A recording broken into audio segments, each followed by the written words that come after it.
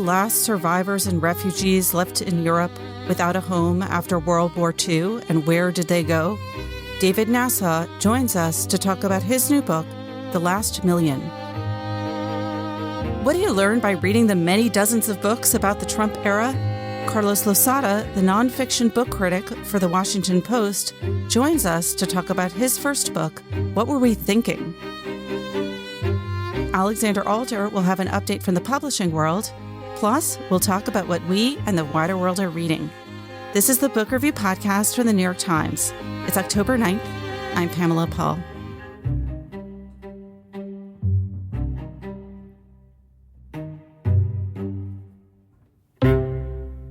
David Nasaw joins us now from New York. He is the author of many books, including several biographies, notably a Pulitzer Prize finalist, Andrew Carnegie, as well as The Patriarch. His new book is called The Last Million, Europe's Displaced Persons from World War to Cold War. David, thanks for being here. Delighted to be with you.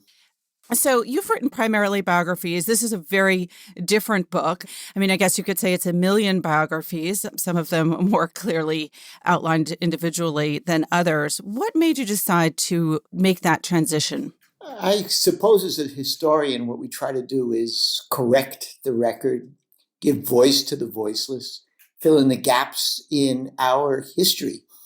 And one of the largest gaps, I thought, was the immediate post-war period after World War II. You know, we Americans have come to believe that when the war was over, the celebrations began, the sun came out to shine, and the sailor kissed the beautiful woman in Times Square, and everybody celebrated and got on with their lives again. Well, that was not the truth, as I learned, certainly for the millions of refugees who were displaced by the war, had no homes to return to after the war, or were unwilling to return to their homelands when the war was over. There were millions of refugees, prisoners of war, political prisoners, concentration camp victims, left behind in Germany on VE Day in May of 1945. Within weeks, those who were able to walk home, to get on a truck, to take a plane, some rode bicycles back to France, 5 to 6 million had returned. But a last million, the subject of my book and the title of my book, were left behind in Germany. And it is their story that I tell.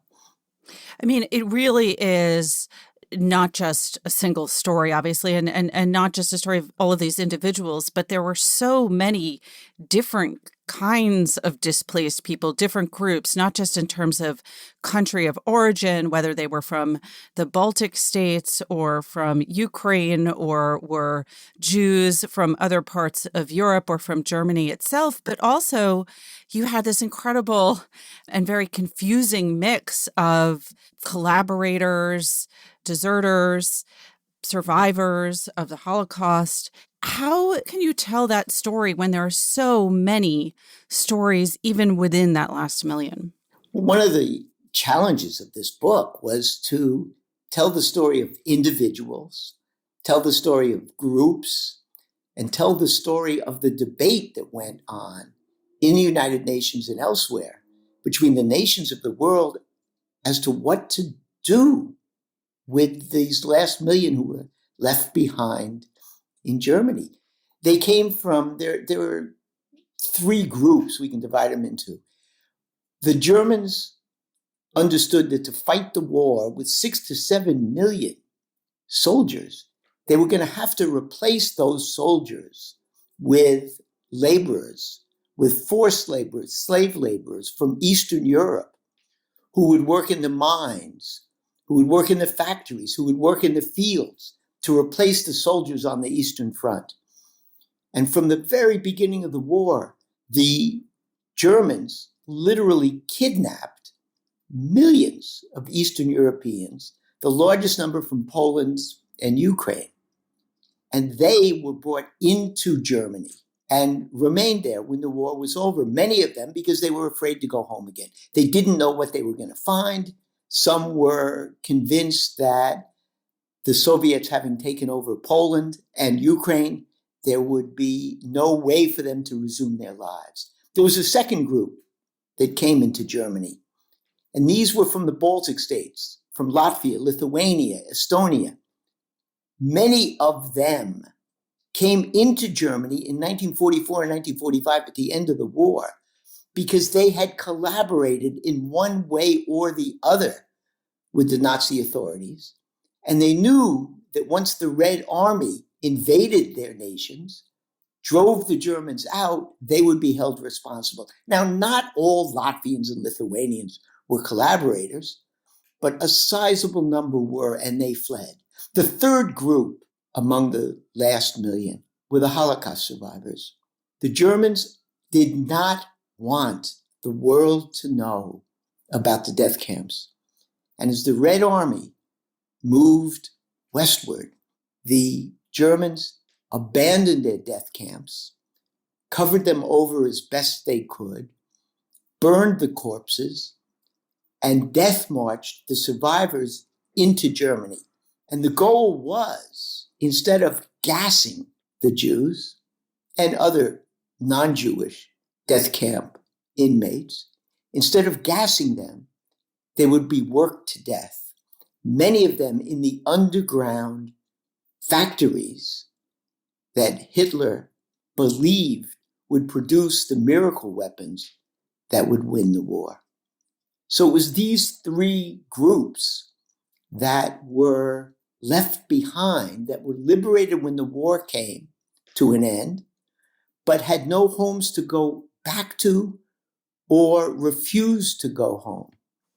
I want to talk about those first two groups before turning to the third, which I think is probably a more familiar story to many Americans. The Jews at the end of the war, the founding of Israel, the relocation and sort of difficulty relocating and opening up certainly America to those refugees. But let's go back to what you were saying about the first group and about how many of them were essentially kidnapped to work in Germany. One of the things I thought was fascinating is that initially the Germans tried to lure people over to work voluntarily for an alleged 6-month period. Can you talk about how that worked? In the beginning, the Germans, the Nazi regime, having taken over Poland and then later Ukraine, attempted to lure young people into Germany. They produced glossy pamphlets and films. They sent out recruiters. And many Poles and Ukrainians believed that it was better for them and their families to go to Germany to work for 6 months, to send money home to their families. They believed that the Germans were going to rule the world for generations to come. And they would be better off working in Germany part-time and then coming home with a little bit of money in their pockets. Within 3 to 4 months, it became abundantly clear that the Poles and the Ukrainians were going to be treated not as guest workers, but as slave laborers.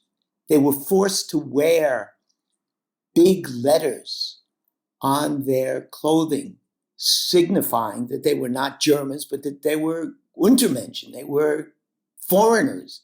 They were subhuman.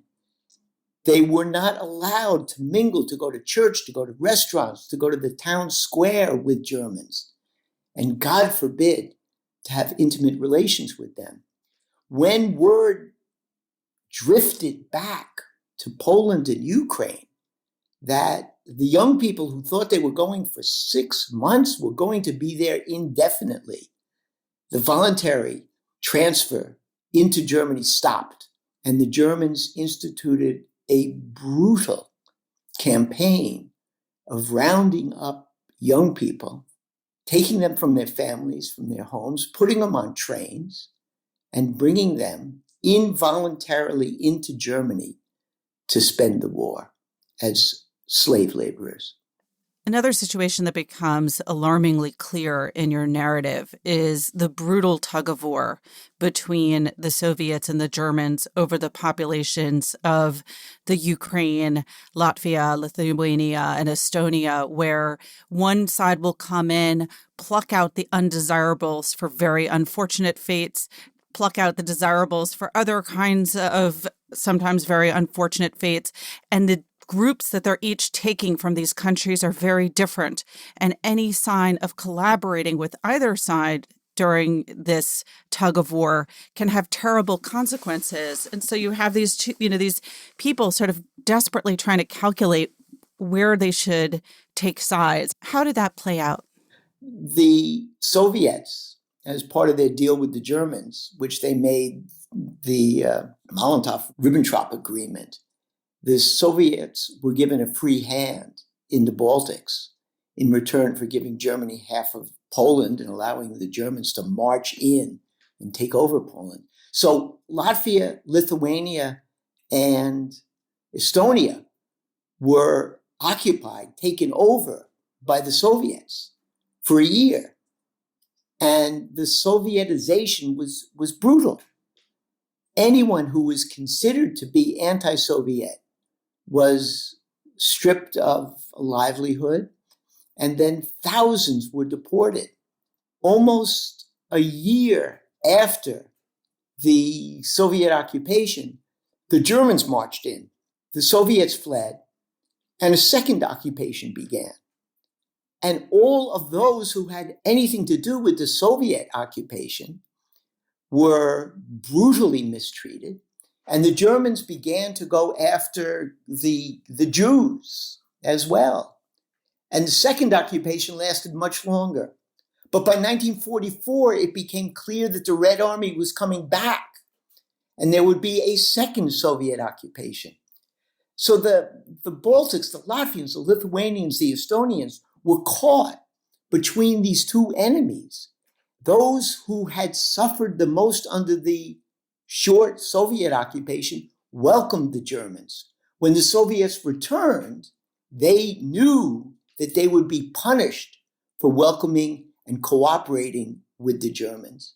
And they fled their homelands into Germany, where they thought they would be safe from the Red Army. When the Germans took over these countries to the east, they considered certain people Germanizable. What did that mean? Hitler, in the beginning, was very strict in his interpretation of who was an Aryan and who wasn't. But as the Germans needed more and more laborers to come to Germany to work and to join the Waffen-SS to contribute to the German war effort, Hitler changed his mind about who were Aryans and who weren't. And he began to say that the Estonians, for example, and some of the Latvians and some of the Ukrainians were Germanizable. There's this incredible interchange. At some point, Hitler is worried, and the Germans are worried, that the women, the housewives and the farm women who were running Germany with the soldiers gone needed help. So Hitler said, let's bring in Ukrainians who are blonde because they have some Aryan blood in them. And let's bring in these blonde Ukrainians and put them to work as helping out the housewives, as caretakers, as watching over the children. It was absolutely remarkable the way Hitler changes his ideology as he needs more laborers. In the beginning of the war, the furthest thing for Hitler's mind was arming any of these subhumans. But by 1943, 1944, there were Waffen-SS units composed of Latvians, of Ukrainians, of Estonians, and there were Lithuanians who were conscripted into support groups for the German army. And it was these people who were most worried about the return of the Soviets to their homelands. One of the shocking things later in your narrative is that many of these Nazi collaborators and enthusiastic collaborators and just downright Nazis, were able to slip back into Germany and acquire status as a displaced person. Yes, I found story after story after story, many told by the grandchildren of these collaborators who've come to the United States or Canada and have searched out their grandparents' role in the war and discovered to their dismay that they were collaborators. It was not difficult to take off your uniform, to take a false name, and to say that you had spent the war as a farmer. The difficulty for the Waffen SS people is that they had SS tattoos on their armpits. So they had to have, surgery or remove those tattoos as best they could.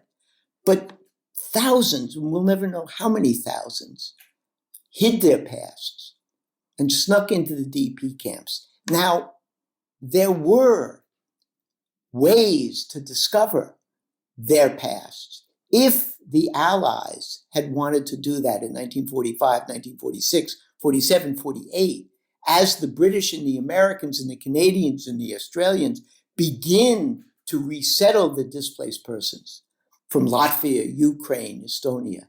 But what had happened was the Cold War had replaced the World War.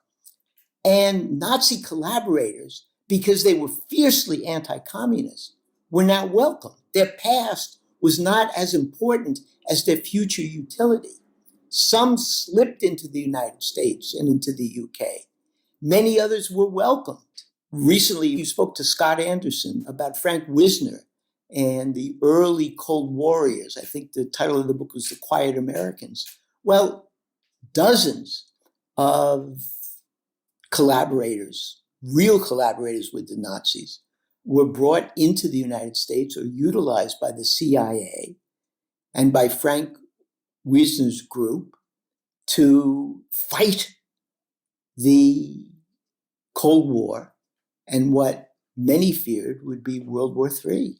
And the fact that they had been Nazis and Nazi collaborators was much less important than the fact that they were now fierce anti-communists who would do anything possible to liberate their homelands from the Soviets. We can't not talk about the third group among these displaced people, the Jews, obviously. It's a more familiar story to most Americans and probably to many others around the world. But what is less known about those among that last million who were Jewish? It was a shock to me and is still infinitely distressing to learn that the United States Congress did nothing to resettle, to offer refuge to the victims of the Holocaust. On the contrary, Truman, understanding that he could not get a majority in Congress to support the resettlement of the Jewish DPs, he pushed and pushed and pushed the British, who had the mandate over Palestine, to open Palestine to the 250,000 Jewish survivors who were left in Germany. The British refused. The British were much more interested in building support among the Arab nations than allowing the Jewish displaced persons to immigrate to Palestine. And Truman said and wrote, he said to the British, to Prime Minister Attlee, who had replaced Churchill, he said, look, you don't have to worry anymore about European Jews taking over Palestine.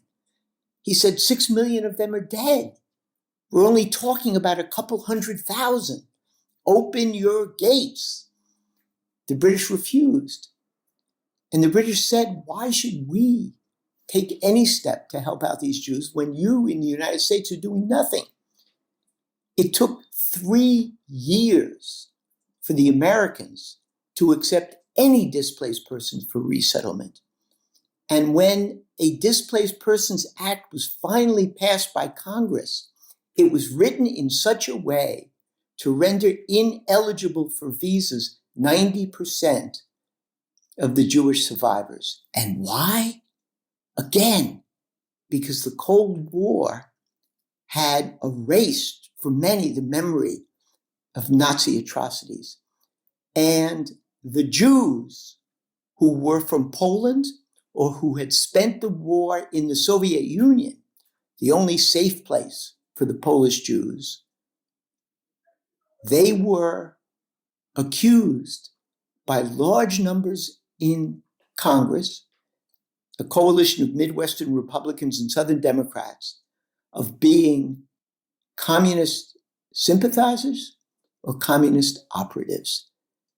The old myth of the Bolshevik Jewish conspiracy was brought back into currency and was used to keep the Jews out. We can't let them in.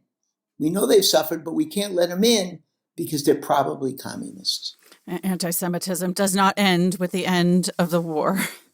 Regrettably, it did not. It just takes a new form. Speaking of new forms, I want to end with a question about phrases and about the refugee situation today, because obviously the dilemma of refugees and people without citizenship or homeland persists. What do we mean by a displaced person, and how does that differ from refugees? And then related to that, what parallels can be drawn between this post-war situation and the refugee crisis today? Displaced persons refers to individuals, men, women, and regrettably children, who have been displaced by war, by civil war or by wars between states.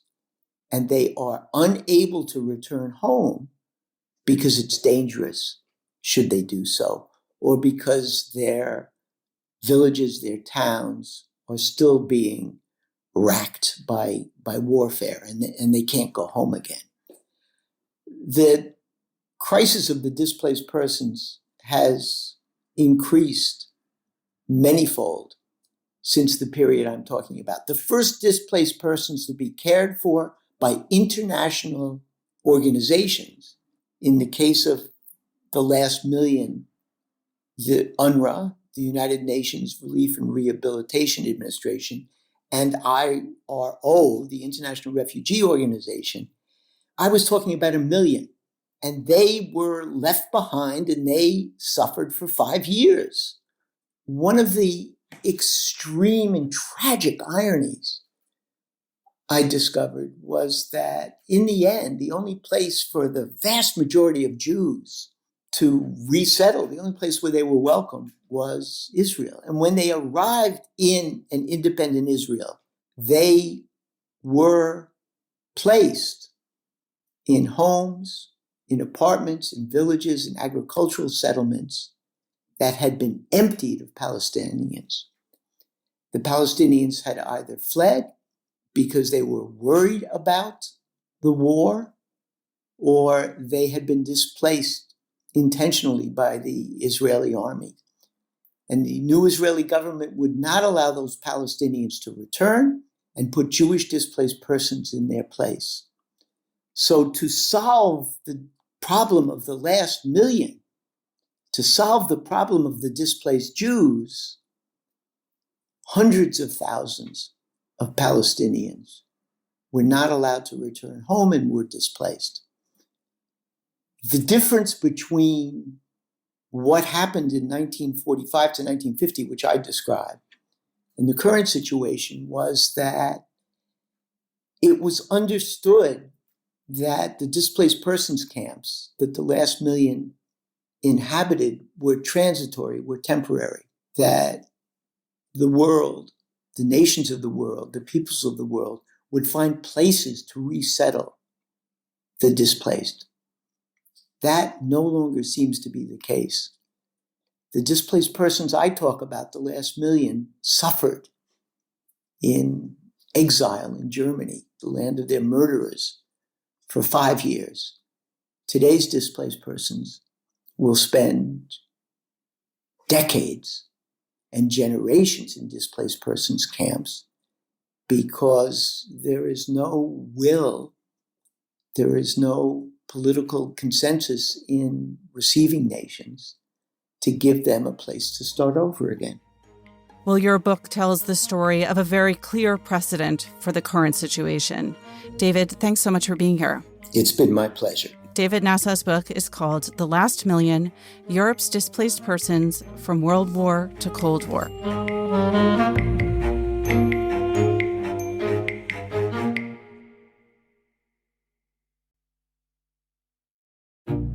So here's a request for our listeners. I get lots of feedback from you, some complaints, lots of kind words. Really appreciate it. You can always reach me directly at books@nytimes.com. I will write back. But you can also, if you feel moved to do so, review us on any platform where you download the podcast, whether that's iTunes or Stitcher or Google Play or somewhere else. Please feel free to review us and, of course, email us at any time. Carlos Lozada joins us now from Washington, where he is the nonfiction book critic for The Washington Post and author of a new book called What Were We Thinking? A Brief Intellectual History of the Trump Era. Carlos, thanks for being here. Thanks so much for having me. Well, since you're in the book criticism world, let's just start with a bit of general book talk. You are the nonfiction book critic at The Washington Post. What does your job look like, generally speaking? And not COVID specific, because we all know that the hell that is. But what does The Washington Post nonfiction book critic do?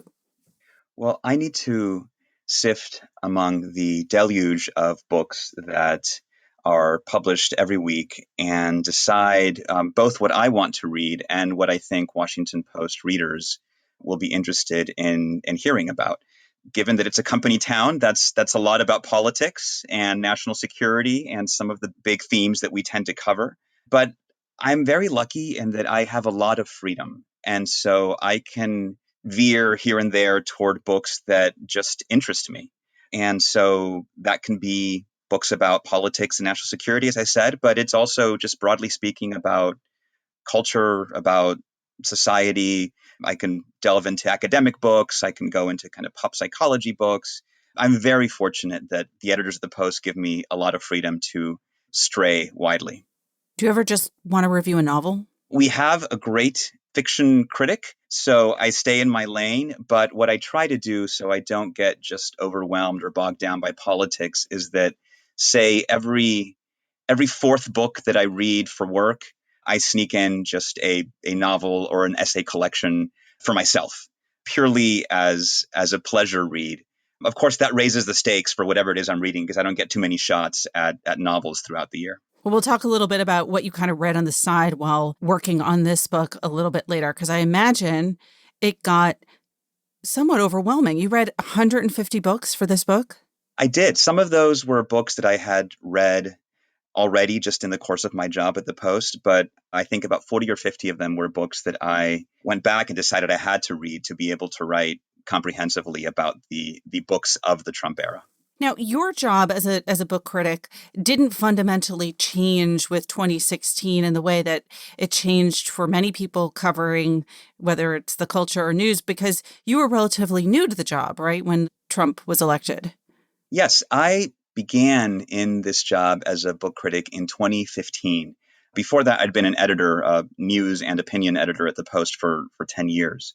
So I started reading and reviewing books by Trump and about Donald Trump early on in his campaign, just because I thought I wanted to learn more about him. I did not imagine it would become a long-term project. I didn't think it would become my beat at the time. But as he started winning primaries and such, I began reading books about his supporters. There was all these white working class books that became its own genre. Right, the hillbilly elegy genre.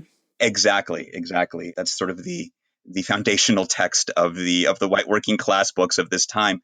But then he won, so I started reading books about the resistance, and I started reading books about the battles within the conservative movement. And suddenly I realized that this was what I was doing for a while. This was your job. Yes. You tell a really funny story at the beginning of your book about your decision to review Trump's earlier books. Tell us what your editor said. This was just when Trump had become the front runner in the race for the Republican nomination. And so I approached my editor and said, look, what if I read a bunch of Trump's books, The Art of the Deal, his other memoirs, his business books, just to figure out what we can learn about the guy. And my editor loved the idea, but said, look, hurry up, because who knows how long interest is going to last. Of course, this was July of 2015. I think it's safe to say interest has lasted. But I can't blame my editor. I had the same thought. I poured over those books in a week because I figured I had to hurry. Who knew how long Trump was going to be in the race? So these books by Trump, The Art of the Comeback, How to Get Rich, The Art of the Deal, those are obvious contenders for books that fall within your mandate among the 150. But what are some of the less obvious books that you consider to be of the Trump era that are not books by Trump, or not the obvious ones? There's obvious books, not just the books by Trump, but of course the deluge of books about Trump, most of which I have tried to read. Then I think of sort of an outer circle of books that are about the big debates of the Trump era, things that have come to the fore in part because of the Trump presidency. And these are books about immigration, books about truth, books about identity, books by the Never Trump conservatives that grapple with the issues raised in this time. But then I think there's even a further circle of Trump books that I think aren't Trump books at all, but have kind of become Trump books. Hillbilly Elegy was not a book about Donald Trump. Donald Trump is not mentioned in that book. It was written before Trump's campaign, but it became a Trump book.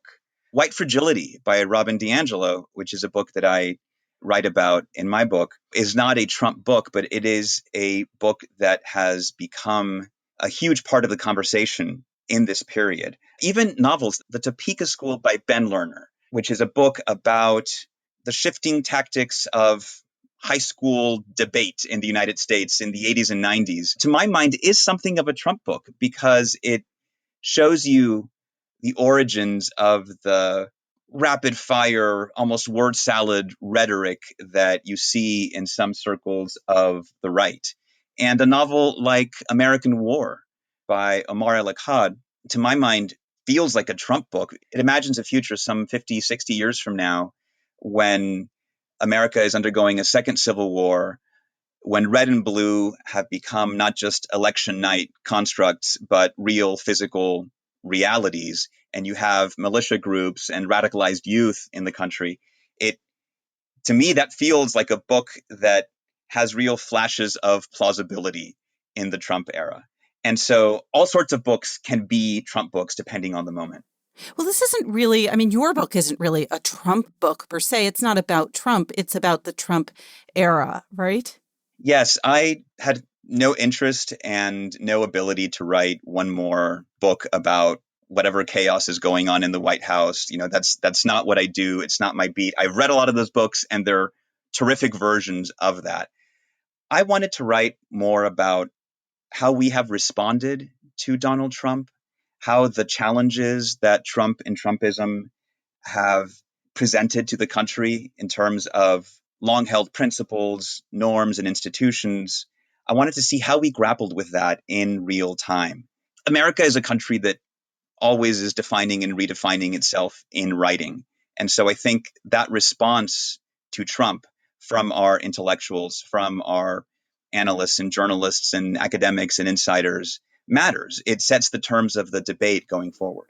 You write about a lot of hot button issues that both define and drive the Trump era: race, white supremacy, gender, identity politics, religion.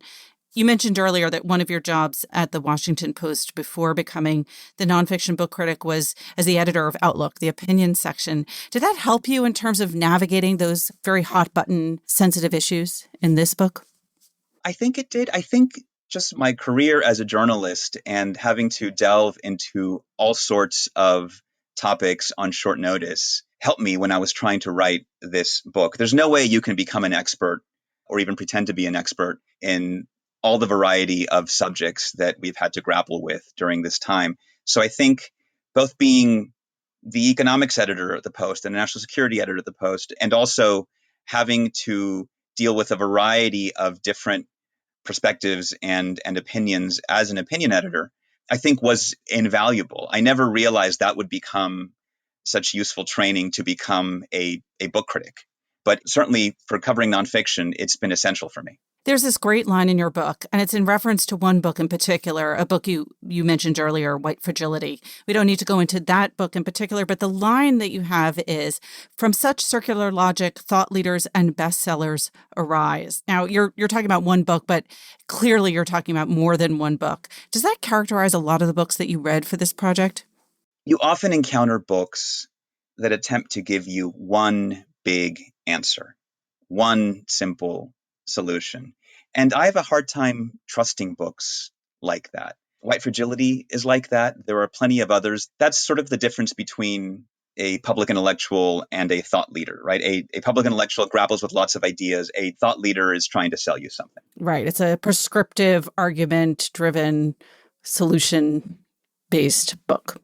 That explains everything. Right. Dan Dresner, a professor at Tufts University, wrote a book called The Ideas Industry, where he does a really good job of explaining that distinction. It doesn't mean that those are bad ideas that thought leaders are presenting, but the world is more complicated than one big solution. Unfortunately, I think that sometimes those are the books that get the most attention. Those are the TED Talk books. You have this really great chapter, CSIM ID, which I thought was full of nuance and sensitivity, in that many of the books that you talked about provide a kind of ballast against that thought leader approach, and that they're memoirs. They're about individuals. Can you talk about the books you read for that chapter and some of the conclusions that you drew?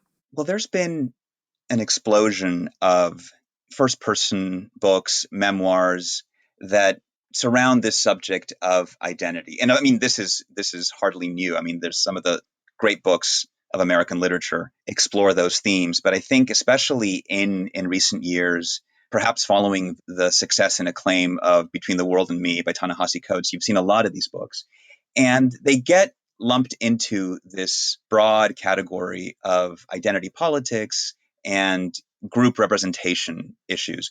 And what I found in them is that even more than just a plea or cry or demand for group rights and group power, is that underlying a lot of them is this cry for individual dignity, that at the core of identity politics is not group rights or group power, but that quest of individualism that maybe is just more achievable with a supportive community surrounding you. It's so interesting in that in books where it feels like the author's desire is simply to be seen as an individual, these books end up in the kind of public discourse and the social media discourse being really broadly generalized about.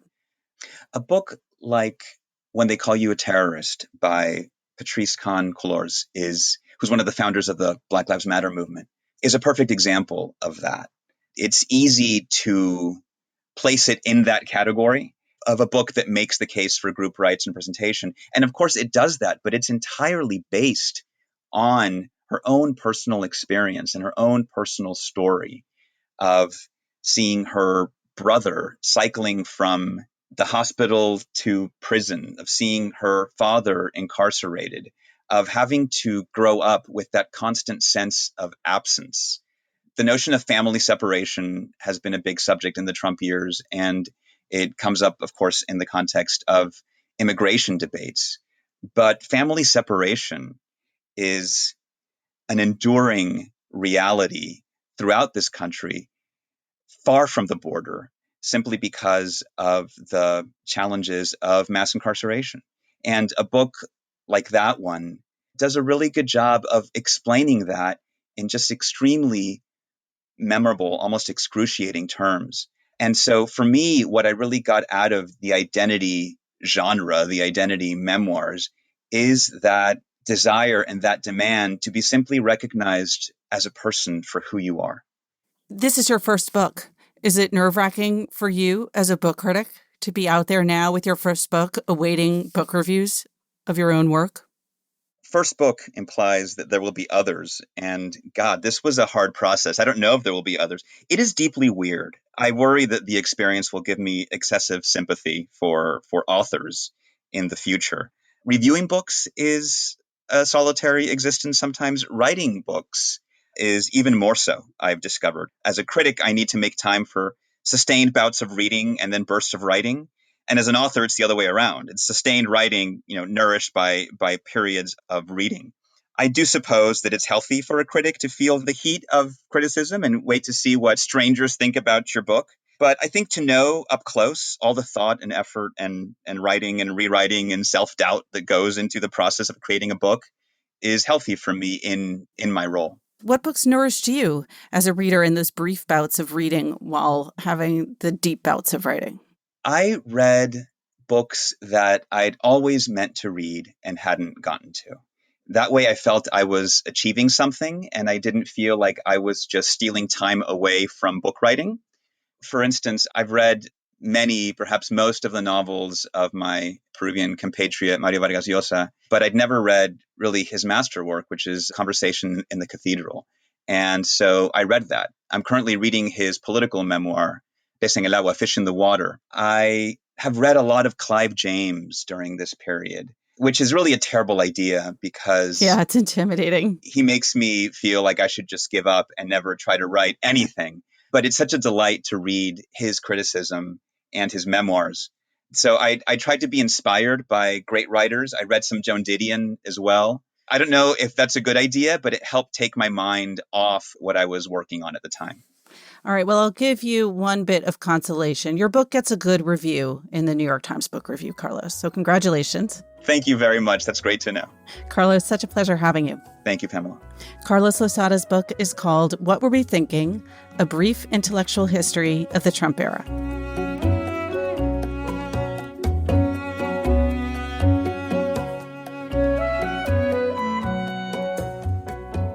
Alexandra Alter joins us now with some news from the literary world. Alexandra, hey.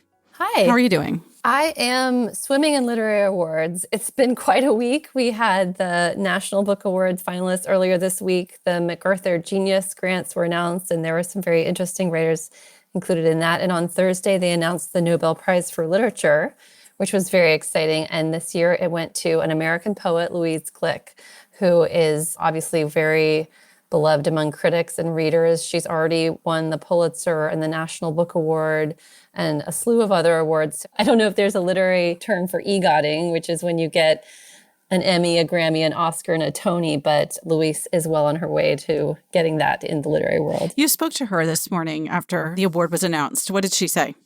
Yes, I reached her at her home this morning in Cambridge, and she was delightful to talk to. She was still pretty stunned. She said her street is covered with journalists, and she had to turn off her cell phone as we were speaking on her landline because it was ringing. And she said she thought it was always extremely unlikely that she would ever receive the Nobel, even though she's won all these other awards, and hadn't quite processed it. But we spoke a bit about her other work and what she's been up to lately. And she said she's been watching a lot of movies. She was finding it hard to read with everything that's going on in the world. But she did finish a new collection of poetry this summer, which is very exciting. And she told me that it explores aging, and it's a little bit comic and a little bit tragic, and it sounds spectacular. So we'll have that to look forward to, in addition to her 12 existing volumes of poetry and her essay collection. Her win was not totally unexpected, right? I mean, she was on the list of contenders. I think she's been batted around as a contender for a while just because of her stature and her distinct voice. And I spoke to a couple of critics and scholars about her. And, something that Daniel Mendelsohn, the critic and writer, said was, this is poetry at its purest. He views her as kind of almost timeless, even though a lot of her work is very personal and sometimes conversational in its tone. She weaves in archetypal mythic figures. In some of her volumes, she's written about the Odyssey, the marriage of Penelope and Odysseus, and she interwove that with the story of a contemporary marriage falling apart. She told me that since was young, she's been obsessed with the myth of Persephone, and that features in many of her poems. She uses Persephone to sort of explore mother-daughter relationships and loss and death. She said she's been writing poems about death since she was 10 years old, and she's loved the classical myths since she was a girl. Her parents used to read her those stories. And then as soon as she could read on her own, she started picking them up herself.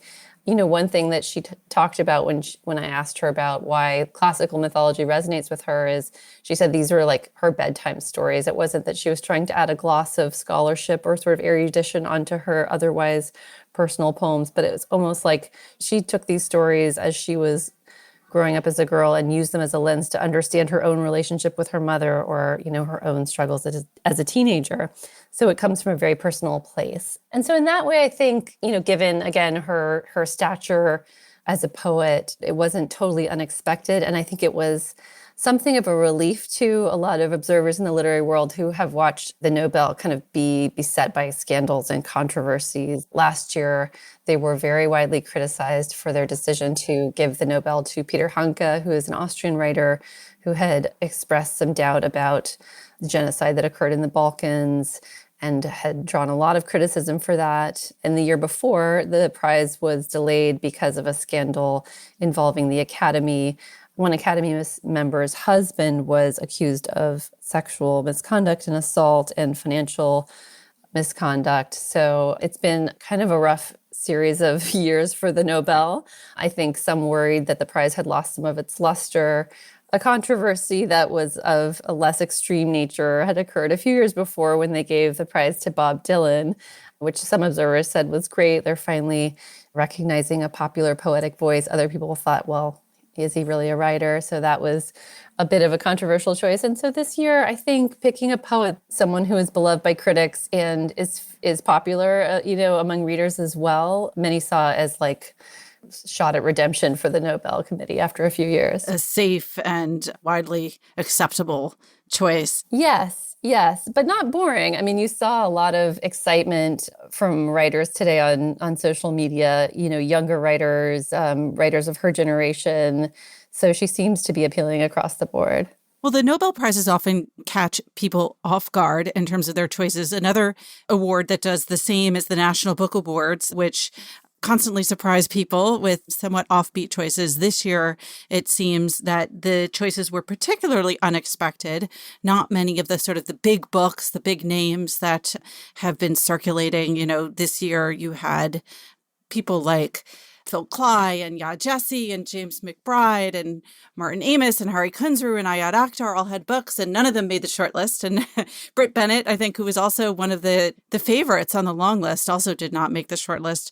What made the shortlist for the National Book Awards in fiction and nonfiction? It was kind of an unusual bunch. Yeah, it was exciting, I think, because like you said, there were a lot of well-known authors with books out this year, but a lot of the finalists in the 5 categories for the National Book Award are debut authors. There's actually one finalist in fiction, Douglas Stewart, who is a finalist for the Booker Prize as well, and for his debut, Shuggie Bain. So that is, I think, the debut to watch. In addition to Shuggie Bain, on the fiction shortlist, there is Lydia Millet's A Children's Bible, Charles Yu's Interior Chinatown, Disha Pilya's The Secret Lives of Church Ladies, and Rumaan Alam's Leave the World Behind.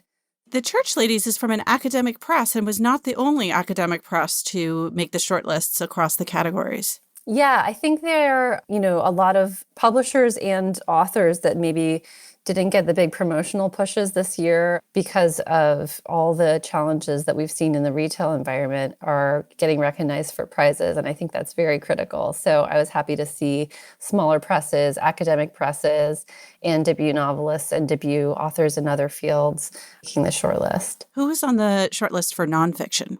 So nonfiction is another interesting bunch. Gerald Walker is listed for How to Make a Slave and Other Essays. Jen Chaplin for My Autobiography of Carson McCullers. Claudio Sant for Unworthy Republic, The Dispossession of Native Americans and the Road to Indian Territory. Les Payne and Tamara Payne for The Dead Are Arising, The Life of Malcolm X. And the last among the finalists is Carla Cornejo Villavicencio's book, The Undocumented Americans. All right. So lots of firsts on the National Book Award list. Anything in particular of interest? There are, of course, 3 other categories: poetry, works in translation, the newest category, and young people's literature. We don't have to go through all of them, but anything stand out in particular to you?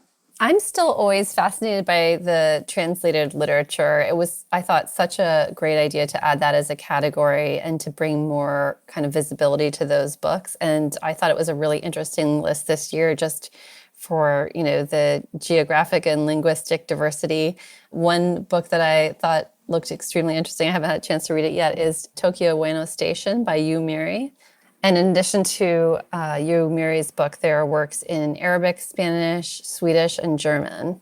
So a wide range of works, and none of which I'd read. So I'm looking forward to checking those out. All right. Well, congratulations to Louise Glick and to the finalists for the National Book Awards. What's next in award season? So we get a little break in award season until we get slammed in November, right after the election, when we have the Booker Prize and the National Book Awards in just a matter of a few days. So that'll be exciting. Well, until then, we can place our bets on the Booker Award. Alexandra, thanks so much. Thanks for having me.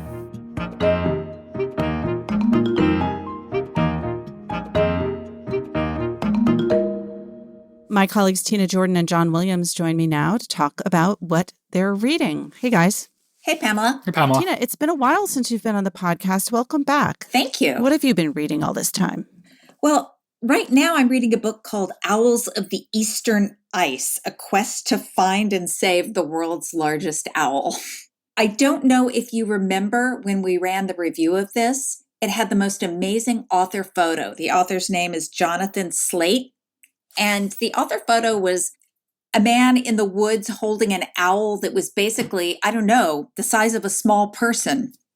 This is one of those science books that is more like a quest. It's not romantic. It's not the Eels book. So this guy was in the Peace Corps in Siberia, and he was on a hike one day and saw this massive, massive bird rising up out of the woods. I just had to read you the brief description of it because it's so incredible. He says he called it a disheveled mass of wood chip brown. He says it was clearly an owl, but bigger than any I'd seen, about the size of an eagle, but fluffier. It seemed too big and too comical to be a real bird, as if someone had hastily glued fistfuls of feathers to a yearling bear, then propped the dazed beast in a tree. So he goes into science afterwards, and the book is really about his 4 years in the forests of Siberia to find and tag some of these owls so that he could use the GPS tracking to discover where they were breeding and protect them from logging companies. It's, like I said, not romantic. It's not glamorous. They hike into a village and they're greeted with, a bucket of raw moose meat and some ethanol alcohol and a few raw onions, and that's dinner. They're doing this in the wintertime because that's when it's easy to track owls, because they are leaving their tracks in the snow and ice next to the river. I don't know. Just the kind of adventure. I don't want to call it a travel book. I wouldn't want to do it myself, but he's a really nice writer. It's a longlisted for the National Book Award, right? It is. It is. Another bird book. I'm glad you led with the author photo because that is hands down my favorite author photo of the year, if not the decade. I agree. Yeah. It rivals. There was that great picture that we ran, not in a review, but in an author profile of. Oh, yeah. Thomas Harris. With the opossum. I mean, which is right. just a horrible beast of a thing. I'm sorry. I'm going to get letters and emails from people that are defenders of the opossum. No. Have them send those letters to me because I probably despise them even more than you do. They're disgusting. John, really, I'm not joking. Now that everyone email John, okay? John at bookreviewpodcast.com. Opossumhater@gmail.com. Yes. John, what did you read? I am reading a very charming memoir by a British writer named Frances Spufford called The Child That Books Built, which I think is a fairly terrible title and has sort of a cutesy image on the cover of a child under a sheet with, an illuminated book. But don't let any of that put you off. Spufford is an extremely talented writer. He has a strange career because all of his books are very different from one another. So it's hard to sort of get a coherent picture of him from afar. He wrote a book about Arctic exploration that was very poetic, a nonfiction book. He wrote 2 novels, one about Soviet Russia in the 50s and 60s. Another, I think it was a historical novel about New York City that was his most recent book. And he wrote a book about Christianity called Unapologetic, which I thought was fantastically written, and I interviewed him about that a few years ago. This book is one that I've been meaning to get around to for a long time because I heard such good things about it, and it's essentially a memoir of his reading life starting in early childhood and basically what he thinks of stories and what they made of him, what they turned him into. And he was, as a young child, when he was 3, he had a sister born with a very rare disease, so she was fairly debilitated. And he talks about the atmosphere in his house and the sort of, the useful escape of stories and things like that. But I'm just going to read a paragraph and then I'll ask you what you're reading, Pamela, because he's such a terrific writer. This is just the beginning of a chapter called The Island. He says, I learned to read around my 6th birthday. I was making a dinosaur in school from crepe bandage and toilet rolls when I started to feel as if an invisible pump was inflating my head from the inside. My face became a cluster of bumps on a taut sphere. My feet receded and turned into dangling limpnesses too far away to control. The teacher carried me home on her shoulders. I gripped the dinosaur in one hand. It was still wet with green and purple poster paint. After that, things turned delirious. I had mumps, and one by one my sister, my mother, and my father all caught it from me. The house stayed convalescent in feeling till the last of us was better. It was a long quiet time of curtains closed during the day and wan, slow-moving adults, and bed sheets that seemed as big as the world when you lay in them, each wrinkle a canyon. On my 6th birthday, my class came up the road and sang Happy Birthday to You in the front garden. It was too nice. I hid behind the curtain in my dressing gown and would not show myself at the upstairs window. Perhaps, for the very first time in my life, I was impatient to be done with a human encounter and to get back to my book. When I caught the mumps, I couldn't read. When I went back to school again, I could.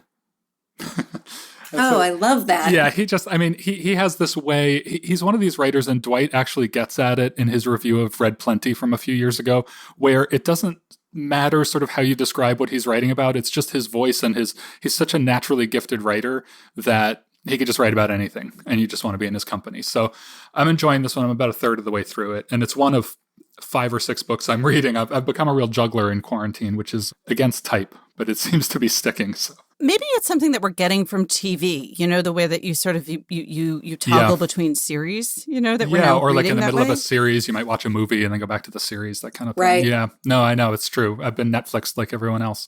Pamela, what are you reading these days? So I read shortly after 9/11 a book that came out last year and was a bestseller called The Only Plane in the Sky, An Oral History of 9/11 by Garrett Graff. And I was intrigued that this book, which came out, on a kind of not big anniversary, the 18th anniversary of 9/11, what made it such a bestseller. And I think I was going through my personal files, and I keep a file of all the front pages from that day. And something made me pick it up. And it's an oral history. I love oral histories. I just love oral histories. I mean, going back to Edie. And I think there's a real art to them. I think they're underrated. It's really interesting, I think, for anyone who's an editor to think about an oral history, because it really is just primarily an act of editing, particularly if you're not doing all the interviewing yourself. And in this case, Garrett Graff is not. In fact, most of the interviews were not done by him. They come from oral projects and earlier efforts to record what happened that day. But what was interesting for me about this is that on 9/11, and even in the aftermath, my attention was purely on the Twin Towers, because I'm a child of New York and I live here. And I really thought of what happened at the Pentagon and with Flight 93, terrible tragedies though I knew they were, to be sort of secondary. I didn't pay that much attention, and who could? And that's one of the points that someone says in this book, which they're at the Pentagon and they're going to said, it's insane that this horrible tragedy that's taken place here, we're not even going to be on the front page tomorrow. And what this does is gives you a panoramic sense from the beginning of the day to the end of what was happening where, whether it was in Florida, where George W. Bush was famously reading a picture book aloud to a group of school children, to then being on Air Force One and this kind of ricocheting around the country that he did, and a sense of why that happened, which again was just sort of a footnote in my mind at the time, to what happened at the Pentagon, what happened in the airports as each of these planes was boarded and took off, what was going on in air control. And he, shuffles between these various places. And there are some really genuinely surprising and touching moments. And I cried twice twice. I have to say there were moments where two survivors, married couples, found one another at the end of the day. They were both on the site of the World Trade Center, and the other one was at home, and one was buried in the rubble, and they were reunited at the end of the day. Those were very moving.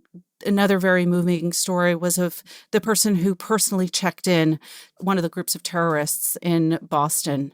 And that, the next day or later in the day, he went and he looked and he saw the manifest, and he sees that it was indeed him. And none of his colleagues would talk to him. And the guilt that he feels to this day. One of the voices in the book is of William Himino, whose story is well known to many because it was turned into this movie World Trade Center by Oliver Stone and played by one of my favorite actors, Michael Pena.